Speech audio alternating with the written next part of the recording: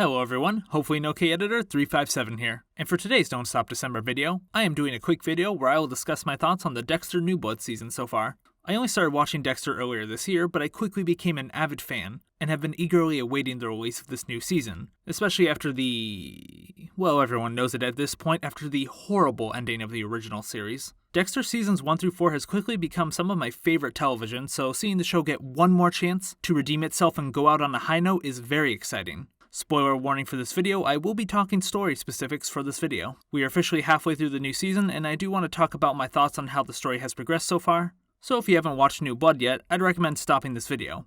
If you do catch up, please come back and don't leave me like Dexter leaves Hannah and Harrison at the end of the show. But if you do, I guess I'll see you again in 10 years? Anyways, all that being said, let's begin.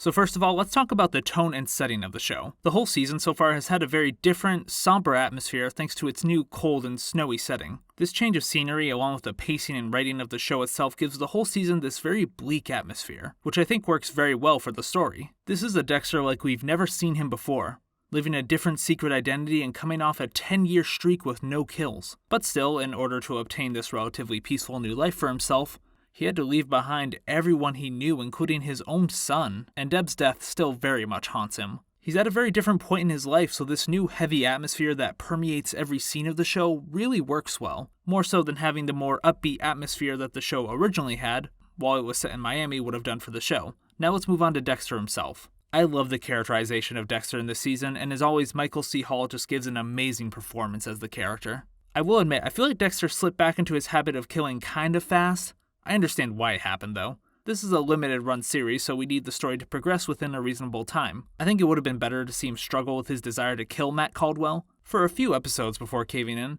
But one thing to keep in mind is that Dexter has gone without killing for 10 years, so it makes sense that he'd be itching for a kill, and I think the rushed nature of Dexter deciding to kill him serves the story well for the next few episodes. Because of Dexter's rushed kill and cover-up, he has to actively stay one step ahead of the authorities looking for him, including his own girlfriend, who is also the chief of police. Seeing this play out up until the decision to incinerate Matt's body was exciting. It made for some fun scheming on Dexter's part, especially when he has to balance not having Matt's body discovered with forming a healthy relationship with his son, who has now come back. That being said, let's talk about Harrison. I am loving Harrison's role in this story. First off, mad props to Jack Alcott for playing such an intricate character so well. I like that at times he feels like a regular teenager who has been emotionally hardened by the fact that his father abandoned him and the life he lived after Hannah died, and at other times we see this very manipulative, cold, and calculating side to him. It really keeps you guessing just what kind of person he really is, although the ending to episode 4 certainly clues us in on his true nature a bit.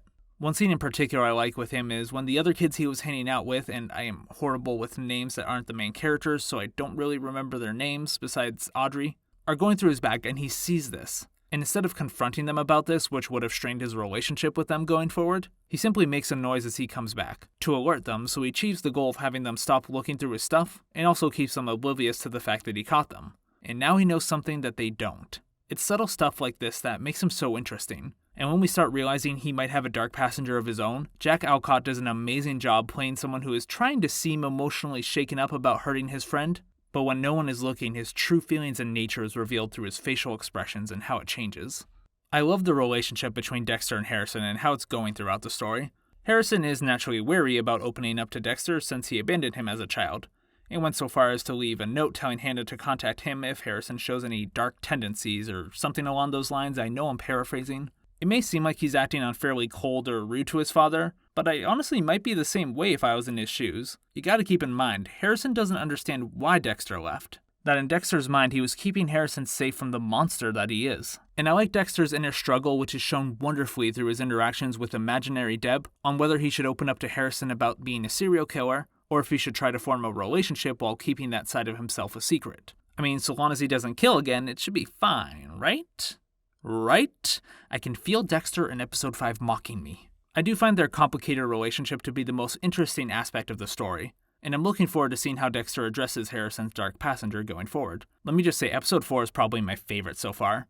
Seeing Dexter slowly realize the story his son told everyone about Ethan attacking him first is a lie, and he has his own killer urges, was just so engaging and handled so well. The scene where Dexter recreates the scene of the supposed attack with imaginary Deb is probably my favorite of the new season so far. Also, it was just cool to see the return of blood spatter Dexter. Speaking of Deb, I was a little nervous about Deb's role going into this new season. I obviously knew the show wouldn't be the same without her. She was such an integral character to the original show.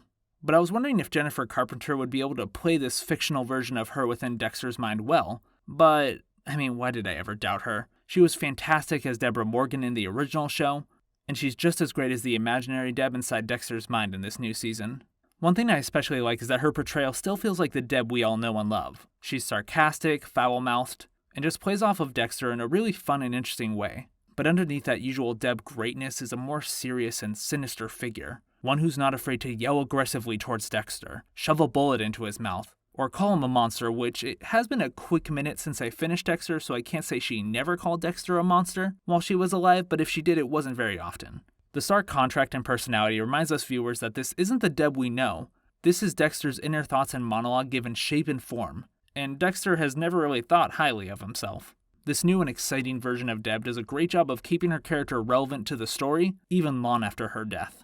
Jennifer Carpenter does a fantastic job at portraying a new version of Deb that still feels like the Deb we know and love, which makes sense, of course Dexter would want to see her as he remembers her, but also not like a copy and paste version of herself. She feels like the Deb we all know and love, but her performance constantly reminds us that she's just a figment of Dexter's imagination, which is why we can see a more brutal and actually very creepy side to Deb at times, which I am loving. Kurt is a really interesting character too, and I am loving Clancy Brown's performance as him. I will say it's a little funny having grown up on SpongeBob and having the voice actor to this goofy cartoon character suddenly be a brutal killer is kind of jarring in a funny way for me. Like, I know he's had acting and voice acting roles outside of SpongeBob, but that was my main exposure to him growing up, and I swear I heard some Mr. Krabs in his voice when he was freaking out after killing Chloe in the most recent episode. He was a well-acted, if not unlikable character before the reveal that he is the one imprisoning and killing women, but this most recent episode really has piqued my interest in him. Why is he imprisoning these women? Why does he become so angered at Chloe, trying to get herself out of the situation any way she can think of? Why does the way they need to die, running away from him as he snipes them down, need to be that exact way? And why does he get so freaked out when things don't go according to his usual routine? Like, the old Dexter preferred to kill his victims a certain way, but it's not like he became emotionally distressed when he had to kill them differently. Hell, he even reveled in mixing things up sometimes. Like, for example, when he killed that one old serial killer by suffocating him with a pillow, so all the news would see him as a dead old man, and not a dead old serial killer. So I can't say if he's necessarily a great antagonist yet. I need to see his motivations, backstory, etc., everything that would explain the way he is now. But I will say, if nothing else, he has a very interesting presence, and I am already more intrigued with learning more about him than I ever was with the Doomsday Killers or the Brain Surgeon guy from Season 8. I think Clancy Brown is doing a great job of portraying this mysterious and intriguing character. My favorite moments being his dance scene where you can just feel pure joy emanating off of him now that he has acquired his next victim, and the scene where he is freaking out when he had to kill Chloe when she charged towards him, as opposed to how he wanted things to go. I really am looking forward to him getting more involved with Dexter directly, and also learning about why he's lying about his son. Dexter and Harrison's relationship and everything surrounding Kurt's character are the two most interesting part of this new season's story so far, and I look forward to seeing how these two plots intersect going forward. I really like the rest of the cast too. Angela is an interesting character, and seeing her confront Dexter on his life before meeting her and why he faked his own death is going to be exciting. Her daughter Audrey is really well written, and I like the mother and daughter relationship between the two of them. I also like how she's kind of the closest person to Harrison right now, and seeing how their relationship might change as the story progresses, and Harrison either deals with his dark passenger or gives into it more, will be really interesting. I really like all the side characters too. They're fun characters that add to the scenes they're in well, and I especially liked Logan in this last episode. The way he handled the situation with Harrison and interrogating the guy giving out the deadly pills was really exciting. I'm really looking forward to seeing his part in the story as things heat up with Kurt's character, and also whatever Dexter and Harrison do going forward. It feels like a return to form after the writing got weaker and weaker for Dexter after the first 4 amazing seasons. There are some similar story beats being tread, but with the new setting and how Dexter is being put in a situation he's never been in before, along with the new characters and their contributions to the story, I would say this season is a worthy redemption so far of the lackluster final seasons of Dexter, and I am very excited to see how things are going to end this time around. unless the ending just sets up more seasons of Dexter. But I would rather just see a proper ending before this new iteration gets dragged on for too long and runs into the same problems the original run of Dexter faced. I like this new version of Dexter, his complicated relationship with Harrison, the return of Deb as Dexter's new dark passenger. I think the antagonist Kurt is really interesting and has some serious potential for the story going forward. And I like how the story is using the characters from the original series sparingly. They're not trying to overdo it or just bring back old characters for the sole purpose of making people go, hey look, it's Batista! But any character or story elements from the original being brought back is serving a clear and important purpose in the story. For example, Batista being brought back so we can talk about the Trinity killer case, Deborah Morgan, and eventually Harrison, which is a huge part of what tips Angela off that Jim might not be exactly who he seems to be.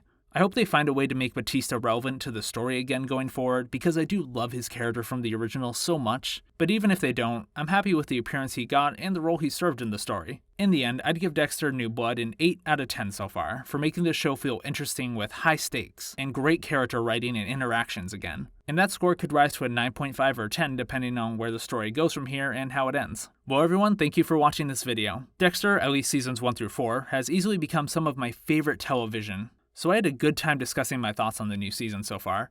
If you enjoyed this video, please consider giving it a like and a share. And tell me down below in the comments what you thought of this video. Did you agree with my thoughts on the season? If not, tell me your thoughts on New Blood in the comments below. Or if there's anything else about the new season, or just Dexter in general you'd like to talk about. I love talking about shows I enjoy, so talking to everyone about Dexter New Blood sounds like a really fun time. If you would also like to see more content from me, please consider subscribing and checking out my other videos.